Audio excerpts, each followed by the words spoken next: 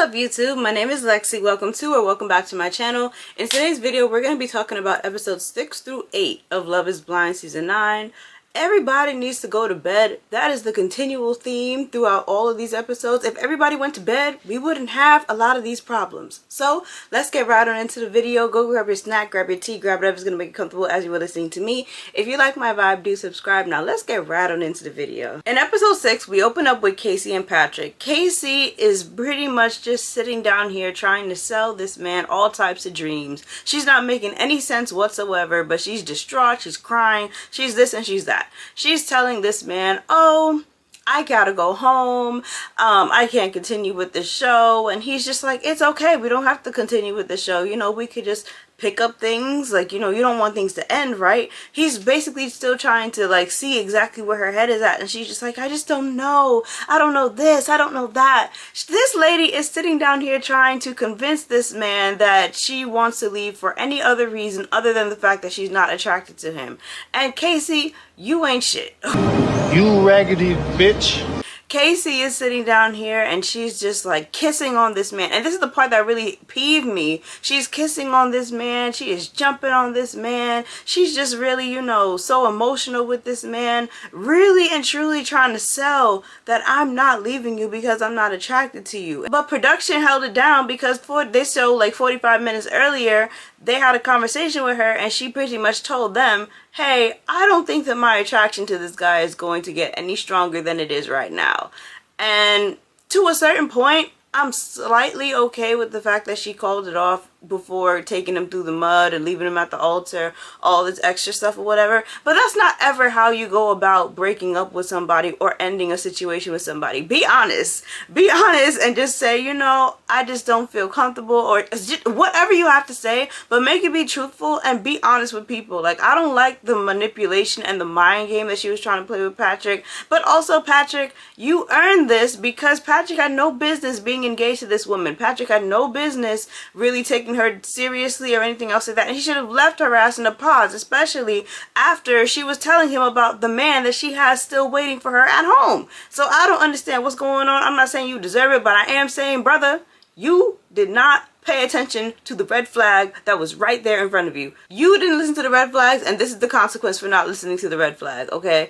And all of his like insecurity and stuff like that, like all of these issues that you have, and this is why it's very important for you to work on yourself when you're getting into the dating market in general. Work on your insecurities so you could just have a better stance of checking when people are bullshitting you or people are not being honest and truthful with you and whatnot. So that is where we are at with these people. And he's over here in his confessional. He's just like, you know, we're attracted to each other. The poor baby. I'm just like, no, baby. Like, she doesn't like you. Like, he really is expecting that this woman is going to reach out to him and continue where they are picking up and leaving off. And Casey is more so on some, yeah, dude, we're not going to be going any further than this. And it's just sad. I just didn't like how she did that. But Patrick, you earned it by sitting down here and entertaining something that was not for you to pick up.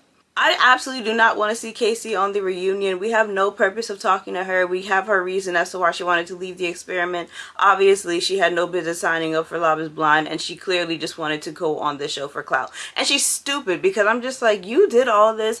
People don't even like you. You don't even have a...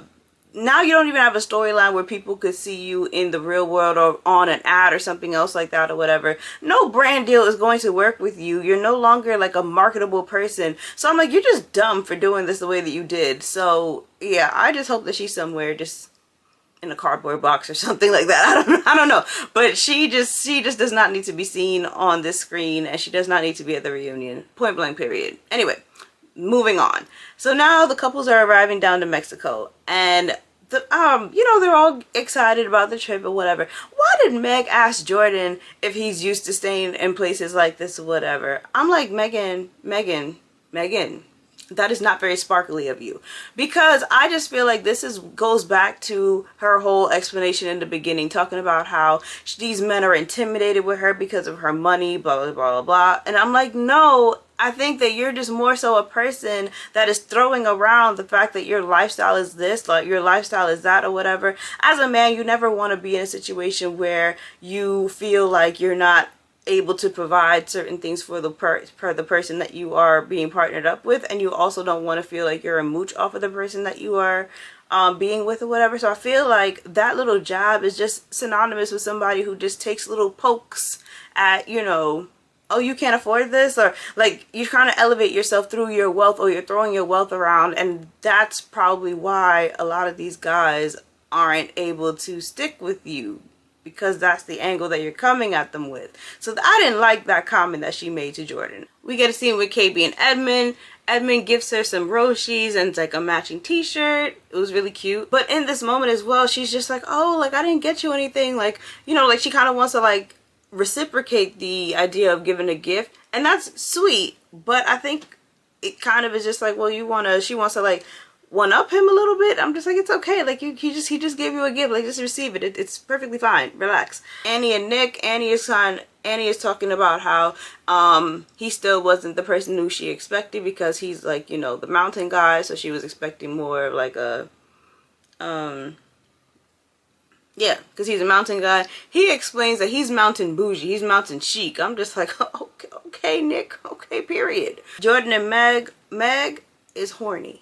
That is all that I really have as a note from her. She is horny, and she is ready to see his tushy after looking at his tats, after getting to Mexico. She is ready to get down into it, and that is all that she is focused on in this scene. Ali and Anton, they are kissing, and Anton apparently kisses with his eyes open like a weirdo. Ali was very right to be like, you know, can you close your eyes? That is weird. If you're kissing me, I expect your eyes to be closed. Like, what is happening here? So anyway, they're speaking and whatnot. He shares that, you know, he spent like $5,000 on her ring, and she was like, oh, like it should have been 10. Now to me, I'm like, Anton, red flag, okay? Because that is kind of synonymous with somebody who is probably looking to be put up or something like that. Just like, oh, like you don't have the money for this, like I'm just like, just keep it in the back of your head that this is probably a girl who is all about finances, etc, etc. We get a scene with Madison and Joe. Madison is basically telling Joe about her vision. She's talking about how, you know, low lights, like she really struggles to see in low lights and stuff like that. And he's just like, oh, okay, well, I mean, thank you for letting me know, because it just lets me know that I need to be more cognizant of you and stuff like that. But I'm just like, Madison, I think you are underselling this, where exactly your vision is at, because the way that she said it in the pod, she just said that, you know, like it's something that's happening, but I don't think that she, at least to us, like she didn't give like full-on details. And I'm just like, you kind of need to let people know like where you're at. This particular casting of her or whatever, like there's certain aspects when you go onto a dating show, like you don't necessarily expect that the next person that you're going to have with you might be a potential like liability, or somebody who's gonna have like health scares, etc, etc. Yes, like, you know, everybody deserves love and whatnot, but it also has to be synonymous with the way that you envision your life, or what you want out of a partnership, etc, etc. So I'm just like, it was pretty important to let people know like the status of your eyesight, where exactly you're at, how bad things are, yada yada yada. So I feel like she kind of might have undersold it a little bit to Joe. But okay, cool, he's down to look out for her and whatnot. Now, production ain't shit, okay? That lady was walking around, she was moving things around or whatever, and I think she like bumped into something, and why they ain't shit is because as she bumped into it, they were playing music in the background, and they just like shut the music down. I'm just like, why y'all like this? Why y'all like this? And then she goes down into the pool, and as she's going down into the pool, she drops down too low. Production stopped the music again. Why are y'all like this? Okay. Then we get this confessional from Joe. Joe is talking about how usually he's used to a like thinner woman or whatever, and I was just like, okay, Joe, okay. So it kind of goes back to my theory, like I'm not sure if he really is into her like that or whatever, but at the same time, this man is looking for lodging, and that is just where I'm at with Joe, you know? I'm just like, listen, he's looking for lodging, so whatever happens or whatever. But he says that attraction could grow, and he is looking forward to continuing the experiment just to kind of see how their connection develops, yada yada yada. So they look like they're pretty much into each other. Madison asked him about, you know, what was his impression of her when the doors opened and whatnot, and he's over here on some oh, like he was just trying to put things together, like trying to put the personality and the appearance and everything all together. But they're having this back and forth, and it just feels like Madison is very like confrontational, kind of like argumentative, and it's just like it just didn't. I don't know. It just, they have like a back and forth, and it's just like it just didn't have to go for as many rounds as it did. So I'm just like, that might be a little annoying to deal with. Ultimately, throughout the back and forth, she says the same thing, that she was trying to put the personality with and the appearance together or whatever. So I'm just like, so then why did we have to watch that back and forth for no reason? So that's why I'm saying, like, I just feel like she's a bit argumentative. KB and Edmund, we go to their room, and there's like a bug that's there, and she wanted Edmund to kill the bug, and Edmund was like, nah, I'ma just leave the bug here and give it a chance to escape or whatever, and if he sees the bug again, then he'll kill it, because at least he gave it a chance to escape. And she's like, well, I don't want to be living somewhere with bugs, all because you don't want to kill them. So she gets kind of like about that, like kind of like turned off about that or whatever, because that small thing, I feel like to a woman that also signifies just like small levels of protection. Just like, you know, are you going to be able to help me or assist me like in times where I'm scared, where it's this, where it's that, like, do you have my back? Like, it's a very small thing, but it's a symbolic of protection further along down the line. The next day, the couples are waking up. Some of them were intimate the night before, and then they're going on their excursions to do more further bonding. KB and Edmund are on a date, and KB is talking about the gift that Edmund gave her, and she's just like, you know, oh, like, you gave me a gift, and, you know, I'm competitive, like, now I feel like I gotta go and get you something, da da da. And she, as she's saying that, I'm just like, girl, like, do you have an issue with receiving? You know, like, it's okay, like, just, you don't have to, like, automatically just feel like, oh, you gave me something, now I gotta one up you, and now I gotta do all this, like, tit for tat. Like, it's always good to reciprocate for your partner, always. Like, if you have that person in your life and they're giving and they're doting on you, obviously you want to reciprocate that energy or whatever. But I'm not saying to just be ungrateful, but I'm also saying, like, it's okay to just, like, sit back and receive. You don't have to go and, nah, I gotta go do this, now you gotta go do that, because then it just kind of makes the gesture feel a little bit awkward. Then they have a conversation about protection, and I'm just like, this is stemming from that bug, okay? So they have a conversation about protection, and she's giving Edmund this scenario. You know, we're in a club, and this guy, he's a big buff dude, and he comes and he grabs me, like, you know, what are you doing? And he's just like, oh, I'm gonna lead us away from that situation. She's like, nah, like, he grabbed my arm, like, he's not letting me go, whatever. He's like, well, I'm gonna go get security. Basically, Edmund is doing everything but going to tell this person, hey, get off of my person.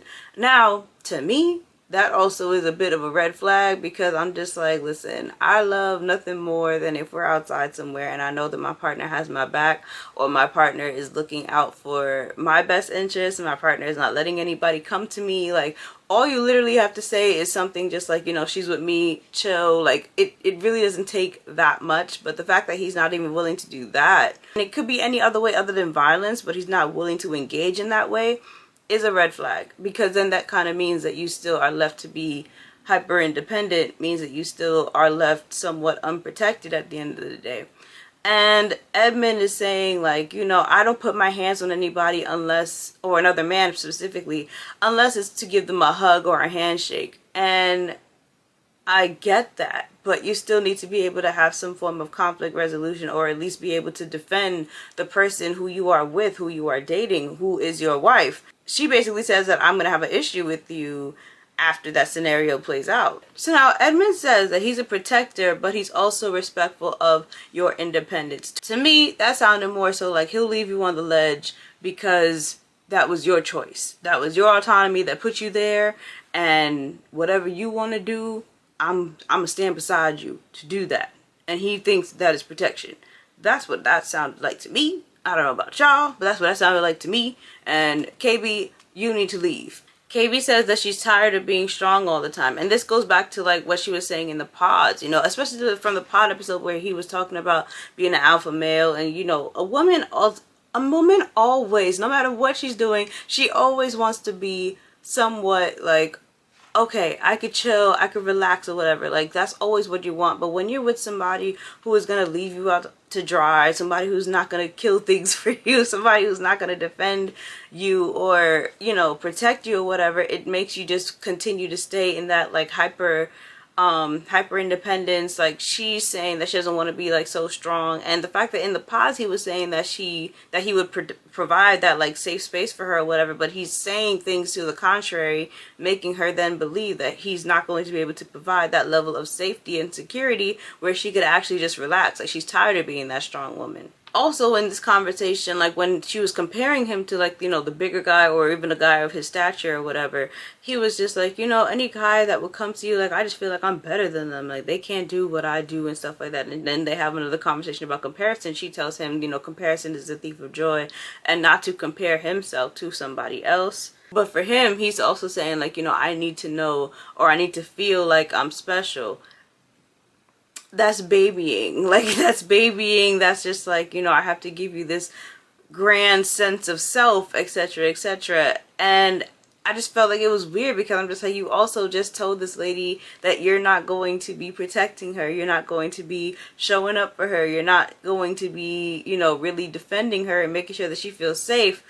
That doesn't necessarily, like, in the beginning maybe she might do the whole, like, you know, complimentary things, but after a while it's gonna be like, yo, I'm tired of this. Like, what are you actually bringing to the table? What are you actually doing for me? Madison and Joe, they're on a boat and they're going around the island. They're talking about how the whole conversation kind of starts up because she realizes that he doesn't say I love you outside of, like, when they're being intimate.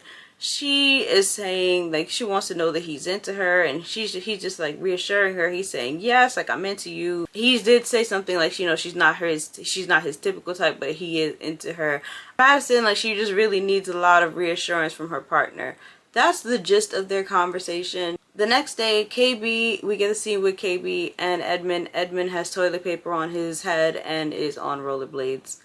And KB is just like, you know, that's fine. It is not fine. It is not fine. And at this point in time, I believe wholeheartedly KB is on our screens to really audition for a real man that she wants to be with.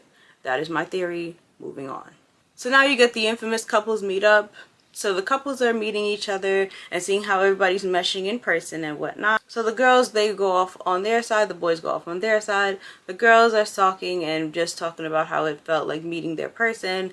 Annie says that she feels that Nick is her perfect fit. KB is telling the lady about the tape that he had at the review, and just she's saying that she's happy in her relationship so far. And she also tells the ladies that she's actually waiting for marriage with Edmund. The ladies then share that they've been intimate pretty much. Jordan apparently knocked the Mario coins out this lady.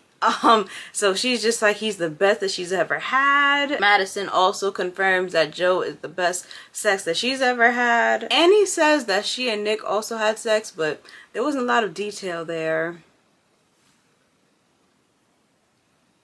Moving on.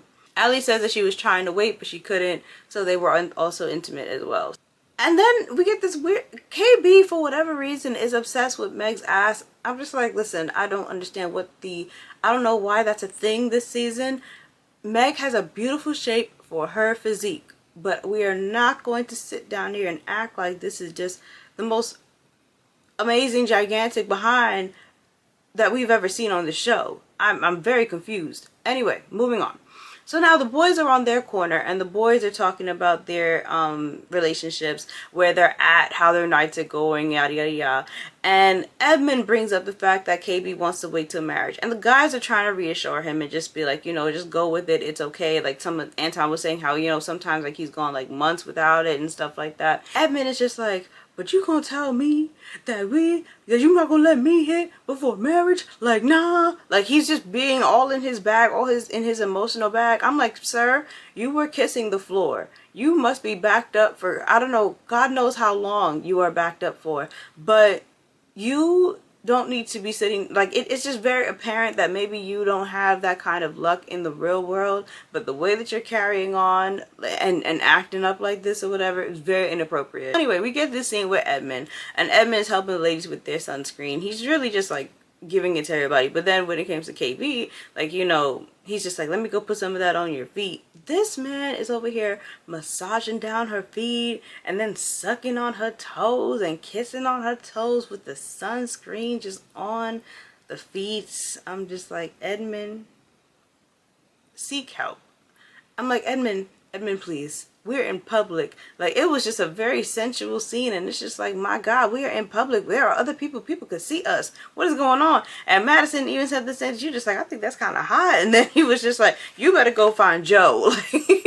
He's like, I'm here trying to massage my woman. I'm trying to get my woman ready for what I'm trying to do. So Annie comes and joins them on the bench, and Edmund is telling her, you know, oh my God, you know, the whole scene with Brendan, like, it was really sad. Like, he was recapping like how emotional all the guys was over her decision and whatnot. And Annie's just like, you know, she pretty much had to make the right decision for herself. KB is telling him to watch his tone and watch how he's saying certain things to her or whatever. Ultimately, Edmund then says, you know, you picked the right person for you. I understand that. Everything is fine. Moving on. Madison and Joe. Madison is going over to Joe at the bar, and Joe is clearly at this point intoxicated and lit. He is having him a good old time, and he is engaged at this current moment in a bromance with Jordan. They're over here just kiki, just like, you know, guys being guys, like, you know, just giving like the stereotypical like frat jokes and stuff like that or whatever. Meg then joins the boys at the bar, and she's also like watching the bromance and whatnot, and she's just like, you know, you're kind of annoying me or whatever. And he's just like, you know, I'll stop, I'm sorry, I apologize. Like, he's trying to apologize to her. Ultimately, Meg is just annoyed, like, seeing him, I guess, be a little bit more immature. Like, she's seeing that immature side to him, so she's a bit turned off by seeing that. So then we get this scene where Madison is talking to Joe, and she's just like, you know, it's so interesting seeing everybody and their couples and how everybody's blending and meshing well and whatnot. But Joe is definitely like, he's lit, he's looking off into the distance, he's talking to Anton. This man is not focused on anything that this lady has to say. So then Madison, essentially, she has a problem with it, and she just feels ignored. So then she walks off. Joe goes to find her eventually, and they go off in the corner to like talk. Ultimately, they have a discussion. He is understanding that he's just a little bit too drunk, and he decides to go back to the room. We then clip over for 5 seconds to hear Nick and Annie be delusional and think that they're the best couple there. Alright, so now here goes the meat and potato of the episode. We go to the room where Joe and Madison are. Joe is lit. He is lit off his ass. Like, he is not even functionable at this moment in time. So he is sleeping or whatever. Madison comes back into the room, and she's trying to check on him and stuff like that, and she just keeps on giving him information. Have you ever talked to a drunk person? You don't talk to a drunk person. Like, you might say 1 or 2 things, check on them, and go about your business or whatever. But when somebody is that intoxicated, it really doesn't make a lot of sense trying to communicate effectively with this person. And that's what she was basically trying to do. Imagine you're drunk, you're high, you're lit or whatever, and somebody's over here just like, you know, what's wrong? Tell me what's wrong. Oh my God, I came from here. And he's just like, you know, what happened? What happened? Like, he's so disoriented. So I'm like, Madison, you're really putting up a fight for no reason. You can't tell that this person is just intoxicated. Like, so then Madison, she just ends up crying and going all over the room, crying, taking out her extensions, crying, going into the bathroom place, crying, just crying all over the place. And he's just like, you know, and I was so annoyed, and I was just like, Madison, you making me defend a man. Like, I was just like, girl, he is drunk beyond comprehension. If you've ever been like lit or just like off your rocks or whatever, the last thing you need is an emotional person. An emotional person who's sitting up here, you know, getting all wound up, because then you have to like reprogram your brain to be like, okay, I have to kind of be responsible. But in this moment in time, like, you are trying to gather your own thoughts, you're trying to get your own bearings or whatever. And Madison just made the moment all about her. It was just entirely too much. And I'm like, Madison, please go eat a Snickers, go chill, give that man water, and you go to sleep. Matter of fact, you need to go to sleep. Stop bothering this man, and everybody just needs to go to bed. Last scene of the episode, we get the scene with KB and Edmund. So now they're sitting down in bed, they're recapping the evening and whatnot. first Edmund is talking about the other couples, and he's like, you know, who do you think is going to make it? They give their predictions, but ultimately KB is just like, you know, comparison is the thief of joy. We are just in a lane of our own. Like, she doesn't want to compare them to anybody else or whatever. And he feels that for a moment, but he still is kind of in that mode. So then she brings up, you know, how do you feel knowing that you and I, like, you were the only one who didn't really, like, get to be intimate? And he said, well, I didn't know. She's like, oops. And I'm just like, KB, listen, if you choose that you don't want to be intimate with somebody, I think the very last thing that you need to do is figure out how they, you know, how they feeling about stacking up with somebody else. Like, that just doesn't need to be a conversation. So I just thought that it was already a messy question in the forefront.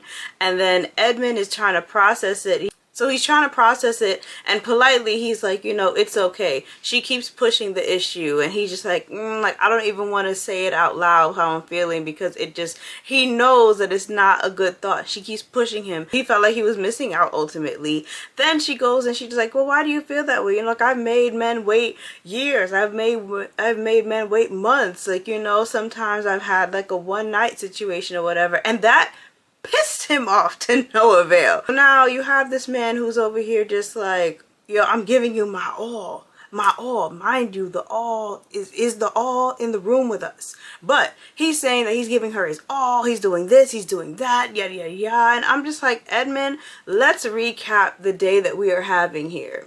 As a woman, you know, like, there's just certain things that you want to hear from your partner. You literally have ironed out that you are not going to be the defender or protector of this woman. It's the access that you want to have to this body, but you do not actually want to put yourself out in front of it to protect it at the end of the day. And you just feel like you're entitled to it all because we're in this experiment. I'm just like, Edmund, like, you've literally been talking yourself out of the opportunity for coochie all day. So I'm just like, listen, her body, her choice, but I'm also just like, you didn't do yourself any favors by painting the picture that you did. So then he's sitting down in the bed and he's tearing up. I'm just always the fucking nice guy. That's what fucked me up. I'm too fucking nice. He's too fucking nice. He's too fucking nice. Sir, you sitting down here being emotional, and KB is over here just like, you know, talk to me. And KB, you just should not be spilling your business and your tea out to nobody like that or whatever. I just think that that was a conversation that definitely did not need to be had about her having one night stands or whatever. And because that little nugget was introduced in the argument, that is what makes it go from 0 to 1,000. And then Edmund, I was just like, Edmund, what do you want her to do here? Are you trying to guilt trip this woman or to make her feel some type of way? Like, that's not even going to make somebody feel like, okay, well, I don't know. I don't believe in pity sex. So I'm just like, I'm not going to just give you some just because you're crying about it. The man was in tears, sobbing, like real tears were coming down his face. Nothing about that says, you know what? Let me go ahead and try with this person. Like, no, that just makes me even more deterred. So I'm deterred because you won't protect me. I'm deterred because I'm going to be in a house full of bugs. I'm deterred because you won't defend me when it comes to like a big, strong guy. I'm deterred because you want to get security instead of asking a man to, instead of making your presence known or whatever. And now I'm deterred because you're sitting down here after all of these denials still expecting me to just bend over for you. No, that's not what's gonna happen here. So they are at a standstill, and that's what's happening. I think KB, she had to, like, you know, she was in just utter disbelief, and I know she was trying to hide the fact that she was laughing because she don't want to escalate the situation, but I'm just like, girl, this is embarrassing. And that is the end of the episode. Episode 7. So we pick up this episode back with Madison and Joe. Madison is down to the balcony, sitting out here crying and just putting on more of a scene, just being super dramatic. And at this point in time, I was just like, Madison, I'm over you. At this point in time, I'm Team Joe, and I'm upset that Madison made me Team Joe. So he's trying to go to sleep off so he could, like, you know, be functional or whatever. She crying over there on the balcony mad loud. He's just like, yo, I can hear you. Like, what's going on? She tells him to come to the balcony and check on her. He's like, but I'm going to bed. And then she's just like, all right, well, whatever. So she turning around. She's just like, you know what? I can't hear you over the waves. Mind you, she's been having a solid conversation with this man. She didn't move, nothing like that or whatever. She could hear him perfectly fine to go back and forth, but now all of a sudden she wants him to come out of the bed and come and check on her or whatever. I'm not saying that he shouldn't have gone over there to check on her, but I'm also saying that this is an intoxicated person. This is somebody who is not in their right state of mind. And I just feel like it's really ridiculous to hold people who are not in the right state of mind to to the same standards that they normally would have when they are in their right state of mind. You can't expect sense from something that is literally like not making sense in that person's world right now. So then she changes to get into the bed with him. He gets out of the bed because it's just a lot going on. And he's just like, you know, did we eat? Did we do this? Like, he's not functional. So she's spazzing and she's spazzing out. She's spiraling. She goes and she packs her overnight bag. She sleeps in the other room. It was very dramatic. And the whole thing would have been avoided had they just gone to bed. Now we get this scene with Allie and Anton. She wants to paint his nails and do his makeup on his face for whatever reason. Nobody will know. I don't really like this couple too much. I don't care about what they got going on at this moment in time. So we're just going to move past these two people. Then we get into the room with Meg and Jordan. Meg is down here crying. Why is everybody crying in this episode? Like, I don't understand. But anyway, Meg is down on the couch crying, sitting down talking about some, oh, I feel like you weren't there for me, and da-da-da-da-da. And Jordan's just trying to understand and level with her and try to figure out, like, where she's coming from with this conversation. He says, no, I need you to communicate. And I like that he did that because some people believe that you're in a relationship and you should just be so in sync. Like, it's very, like, stupid to think that way. Like, you have to sometimes spell it out and just be like, I feel XYZ because of XYZ that happened. Like, just put it out in plain English. So I'm glad that he was encouraging her to actually communicate and use her words so that they could solve and resolve the problem. So then as she's speaking, she's talking about some, oh, I wanted us to be the power couple, and it sounded so stupid. And I was so happy that Jordan turned around and was just like, what? Like, that doesn't even make sense. Did you think that Edmund and KB were the power couple? Did you think Nick and Annie were the power couple? Like, he's just running down the roster to let her know, hey, you sound stupid right now. And ultimately, at the end of the day, her gripe was the fact that he was joking around too much with the guys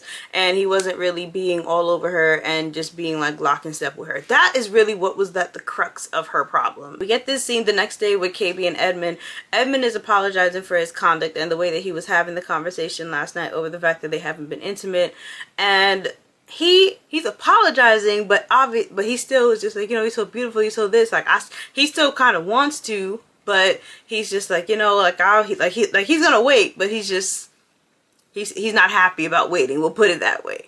KB, she's just like, you know, she was trying to explain to him her reasoning for certain things, and she says that the man that's in front of her is also matching the man in the pods, which is giving me pause because I'm just like, you heard a lot of these conversations and you still chose this man.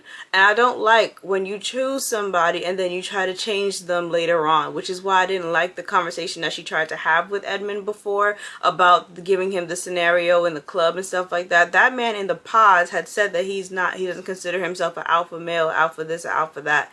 And I don't like using these kind of terms in general to describe certain men, but if somebody outrightly could just say that they are not considered the stereotypical alpha male, that gives me, okay, you're not going to step into the particular masculine roles that I would need my person to have. Like, I like a masculine man, like a full-blown masculine, strong, dominant man or whatever. Like, I'm a strong personality. I need somebody who's able to do that as well, and somebody who's going to compliment me in the same way, shape, and form or whatever. So the fact that he's saying certain things, I'm just like, Calabria, you wanted to be in a position where you could relax, where you could be soft, where you could be this or you could be that, and this was not the person for you since the pod. So you can't come out of the pod now and be upset because he won't kill the bugs and he won't defend you in the club, and the man is crying over coochie. Like, he was showing signs of emotional dysregulation since the pod episodes, and you still chose to get engaged to that man. So that is going to be a personal,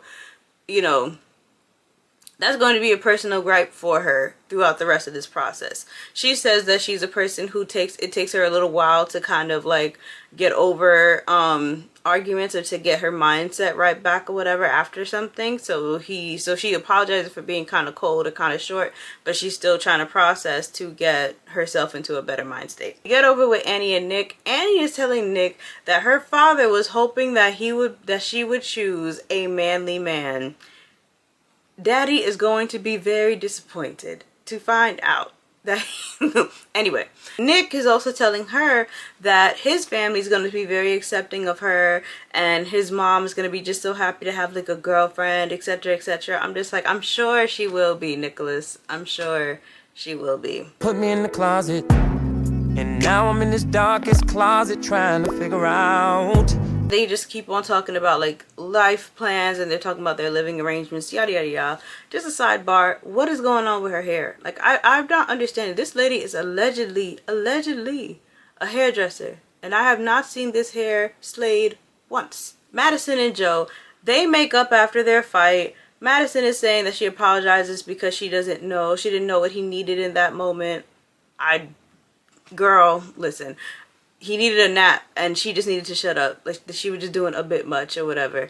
Joe says he apologizes because he just realizes that she wanted to be heard, blah, blah, blah. These two make up, they're exchanging I love yous and stuff like that. I'm just like, you two have no business getting together whatsoever. There's a clear communication problem between the both of you.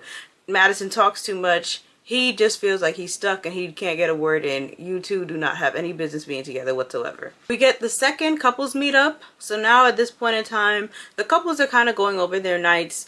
The women are speaking and they talk about the issues that they had, but they're also just generally pretty happy that they are seeing this side of their partner so early in the experience so that they could get over certain hurdles. The guys are on their side and they're recapping their evenings.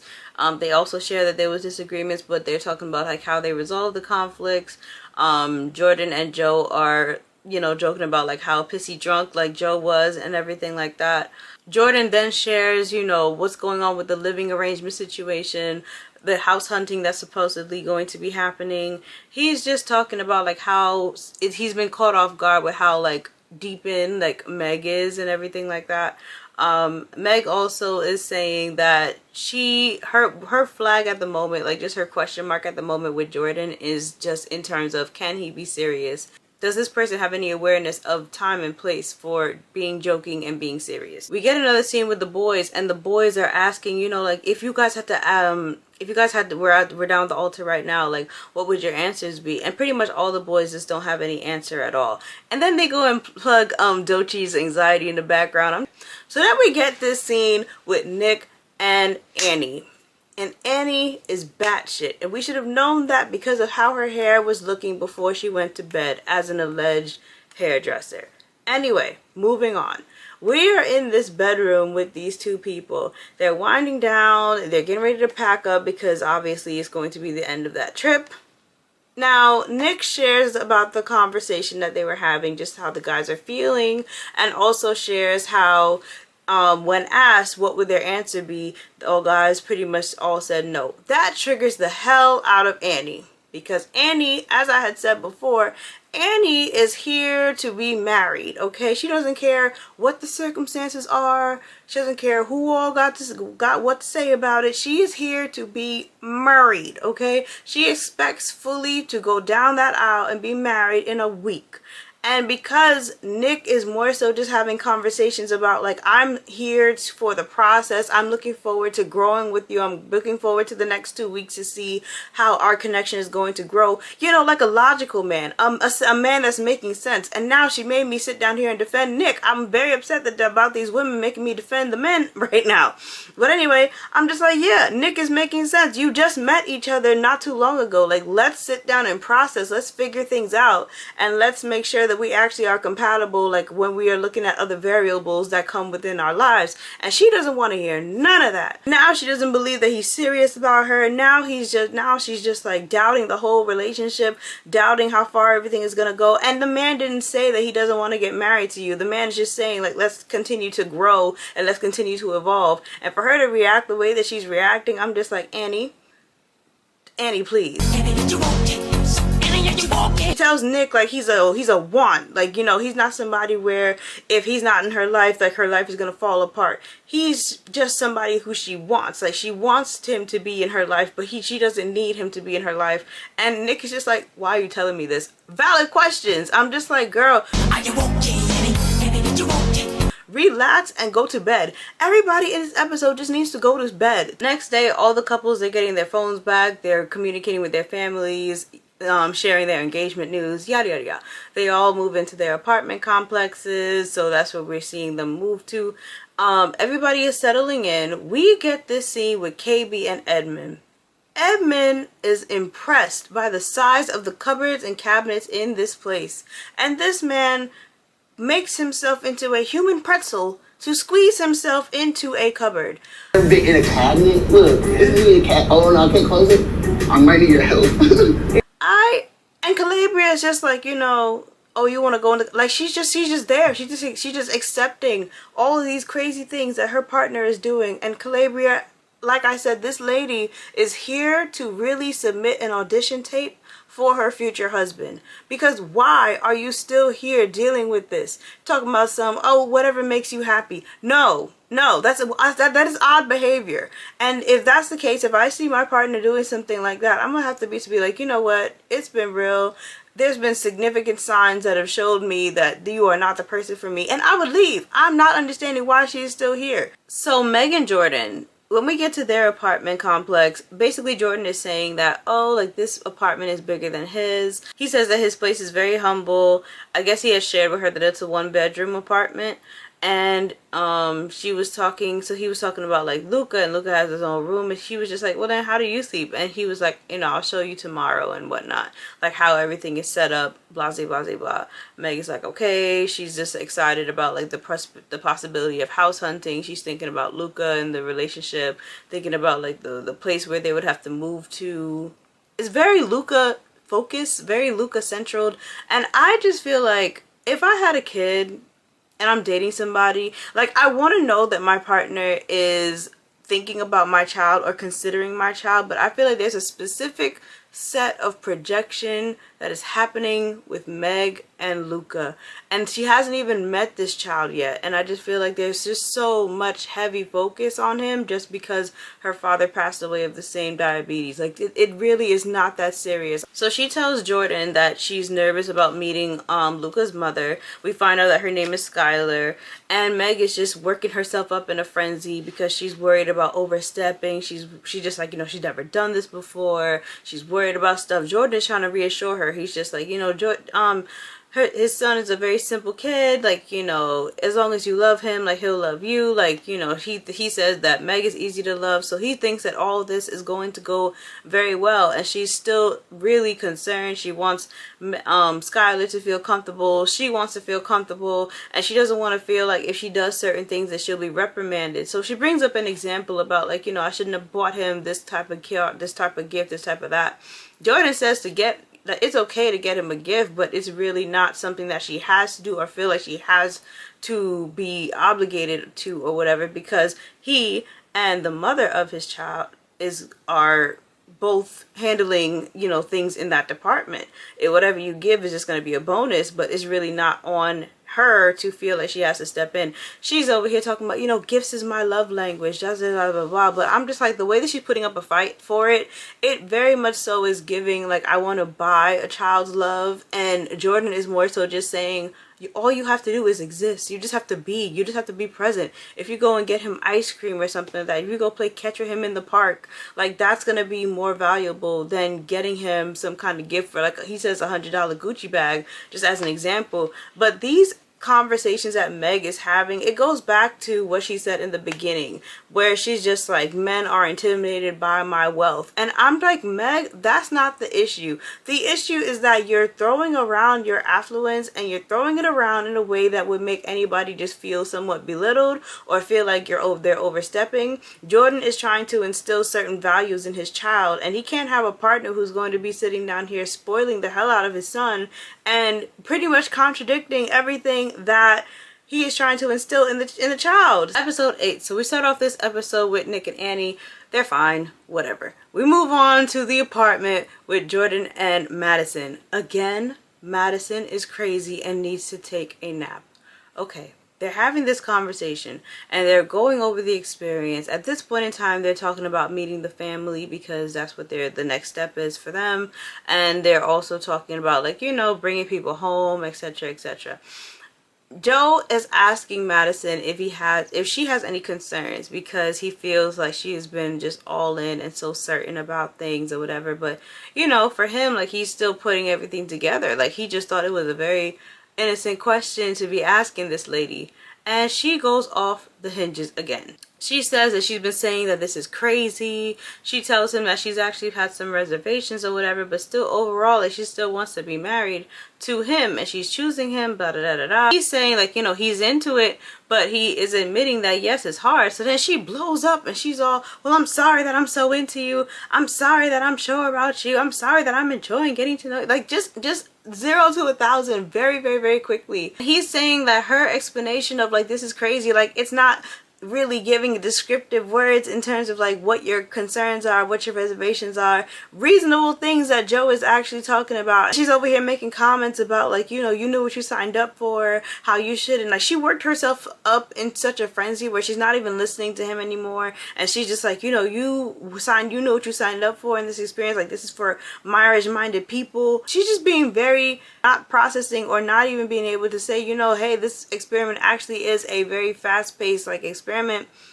It's reasonable to expect that my partner might have a couple of concerns. Just completely flying over the cuckoo's nest right now. So with everything that happened in this conversation, Joe is feeling backed into a corner because he can't have conversation with this lady, and he's just like, well, you know, I'm just gonna keep it to myself. And she tells him, no, like, you could tell me stuff. Like, no, girl, he can't tell you anything. You're very much so not a safe space for anything that he has to say. So he is feeling like very trapped. So she goes and she takes off her ring. She's very dramatic, just spiraling all over the place, very dramatic, very like, oh my god, I would never want to tell Madison anything. So then we follow that up with Meg and Jordan. We go to Jordan's home and we find him, and he has his 1-bedroom apartment, and it was clean, very neat, very put together, whatever, but we see how he actually transformed it. So the living room is actually where he stays, but he took the bedroom and he turned that into Luca's room. And I just think that's so beautiful. Like, it's just so good to see that kind of fatherhood, that kind of man just being able to be like, you know, my son, as long as my son is good, I want to be the best father that I could be to my son or whatever. I love that. I think Jordan is doing an amazing job. Like, that just meant a lot to see. You know, he's so proud. Like, I love the pride that he takes in being a father. And then Meg is over here. She's looking around and she's like, no, it's cute. And it just gave, like, it's cute for what you got going on, but she's looking, or she's thinking bigger. And this is my issue with Meg. It's just like, you're not appreciating moments, or she doesn't know how to be present in things with people. So now we get over in the scene with Allie and Anton. We find out that they both work overnight, so in the morning they both come home together. So they're cooking breakfast, they're making mimosas, they make steak and eggs, and she's saying that she never has done this before. Usually she'll just come from work and then she'll go to the gym and eat something else, but she doesn't really seem like she's a person that drinks or indulges too much or whatever. So a mimosa in the morning was crazy for her. I was like, girl, we could not be friends. So they get into a conversation later, and Allie reveals that she wants to go back to school, and she was talking about, like, you know, the way of her life when she was back in school last time. She was staying with her mom, and her mom and parents were pretty much doing all the cooking, all the cleaning, all the this, all of that or whatever. And, you know, she was jokingly bringing up, like, a maid, and Anton's just like, a maid? Like, what's going on? Like, a cook? Like, you know, who's gonna pay for all these things? And therefore she goes and she's asking him, you know, like, oh, like, would it be okay for us to get these services? She's just like, you know, do you think you could be able to support us while I'm in school? This girl is trying to go to school and not hold down any other responsibilities, just be sat down and put up by her man. Like I said, she was feeling when they were on the balcony and she made that comment about the $10,000 ring. This lady is trying to be sat down and put up, and I'm like, my dear, you are not the first or the last person to go to school as an adult. There's a lot of things that we have to handle and take care of as adults. You going to school and abandoning all your responsibility and putting that on this man is ridiculous, okay? You don't have kids, you don't have anything else that'll really make it just outstanding for you not to be able to still contribute to the relationship. Literally go to school and figure it out like everybody else. So that's kind of where Anton is looking at things. That's where I'm looking at it, and I feel like Anton is also very, like, put off by the tone of that conversation. And then she also brings up that she takes Botox and whatnot. I'm like, ma'am, are you not 27 years old? What are you doing taking Botox in the first place? He's just looking overwhelmed. They then get into a conversation about, you know, a banking and whatnot. They're talking about, like, a joint account, and then she wants to also have separate accounts. makes all the sense to me. He seems that he's put off by that idea, and I'm just like, sir, I think that this just makes all the sense. Like, let's have a joint for our responsibilities, and then, you know, our own for our play money, for our own personal things.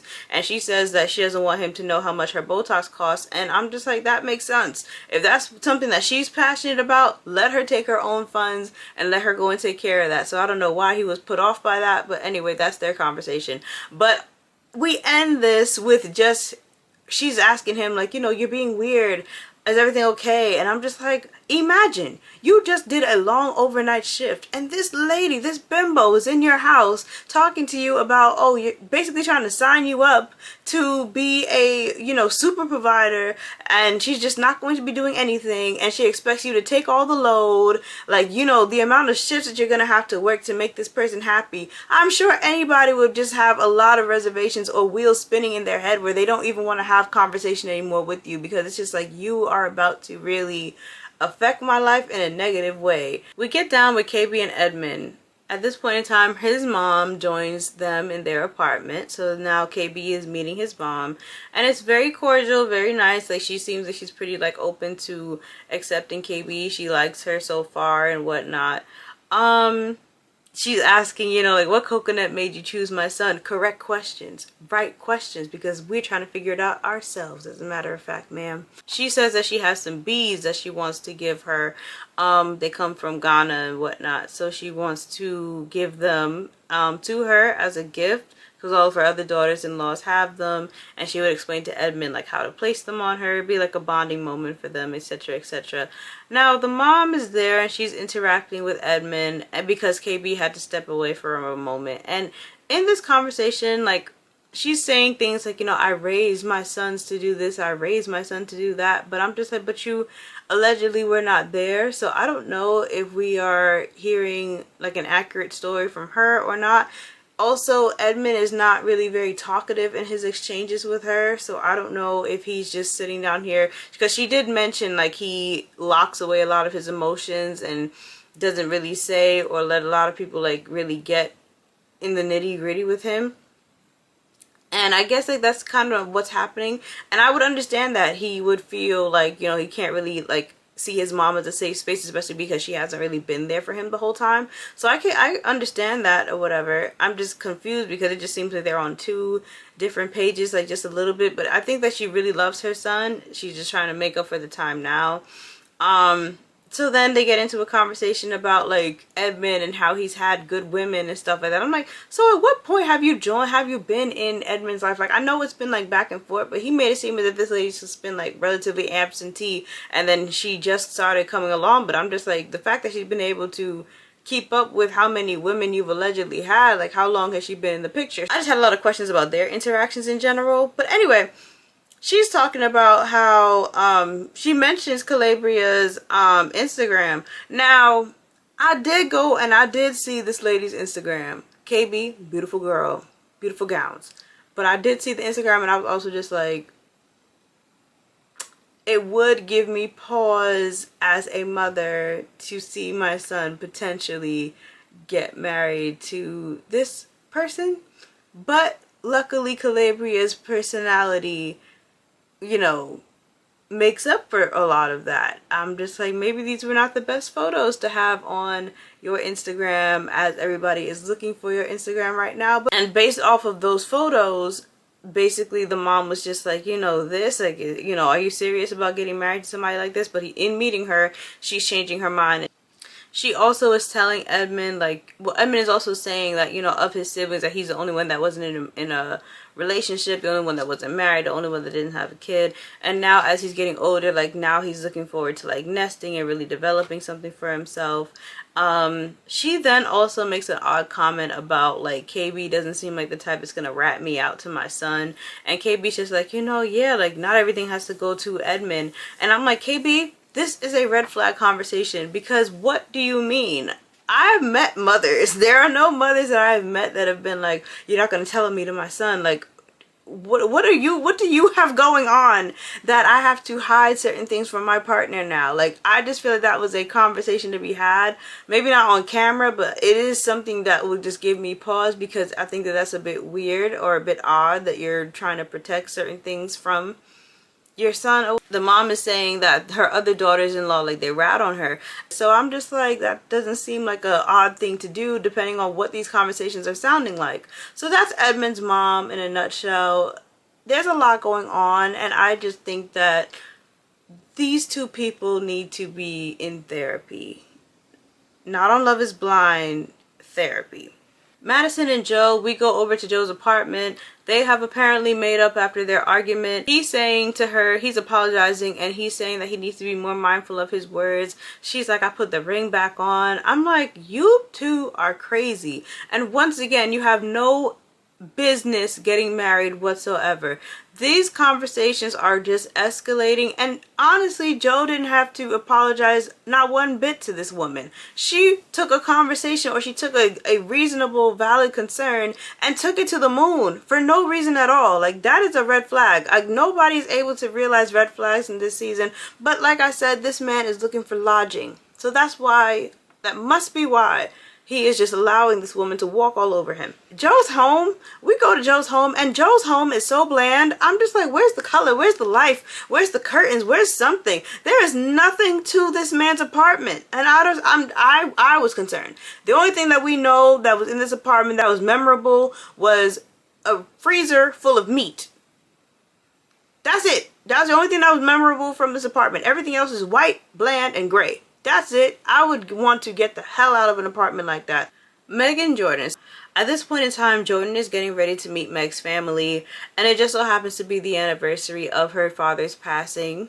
So we meet Meg's mom. Meg's mom thinks that she's hilarious. I personally did not key, but I love that for her.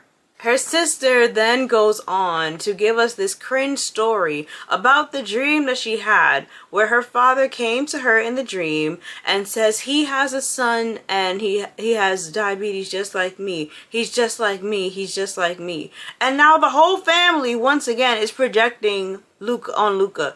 This is a 5-year-old boy. This is a baby. This baby did not ask to have diabetes. This baby did not asked to be born. This baby did not ask to be a part of this storyline or love story.